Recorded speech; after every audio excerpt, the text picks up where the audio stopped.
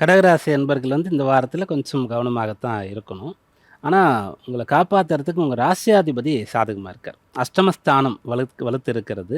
உங்களுக்கு முக்கியமான நிறைய நல்ல பலன்களை தரக்கூடிய செவ்வாய் வந்து உச்ச பலத்தோடு இருந்து ராசியை பார்த்துட்ருக்கார். வாரம் தொடங்கும் போது நாளைக்கே அவர் வந்து அவரும் 8ஆம் இடத்திற்கு போக போகிறார். அப்போ 8ல் வந்து 5 கிரகங்கள் இருக்கிறதுனால எதன் பக்கமாவது நீங்கள் இழுக்கப்படுவீங்க. யாராவது ஒருத்தர் வந்து உங்கள் மேலே இன்ஃப்ளூயன்ஸ் பண்ணுவாங்க. நீ வந்து இது சரியில்லை, அதை பண்ணலாம் அப்படின்ற மாதிரி இருக்கும். அப்போது நீங்கள் கல்யாண வாழ்க்கையில் கொஞ்சம் பிரச்சனையாக இருக்கீங்கன்னா இப்போ டக்குன்னு தப்பான முடிவு எடுத்துருவீங்க. பிஸ்னஸ் கொஞ்சம் டல்லாக போயிட்டுருக்குன்னு சொன்னால் விடுறதோ, இல்லை யாராவது திடீர்னு ஒரு பார்ட்னர் எடுத்துக்கிறதோ, பெரிய சொத்து ஏதாவது விற்றா தான் சரியாகுன்ற மாதிரி ஏதாவது முடிவுகளை நீங்கள் எடுத்துடலாம். அதனால் அவசர முடிவுகள் எதுவுமே எடுக்கக்கூடாது. அப்படியே அது போகிற போக்குலேயே நீங்கள் அப்படியே நிதானமாக போயிட்டுருக்கணும்.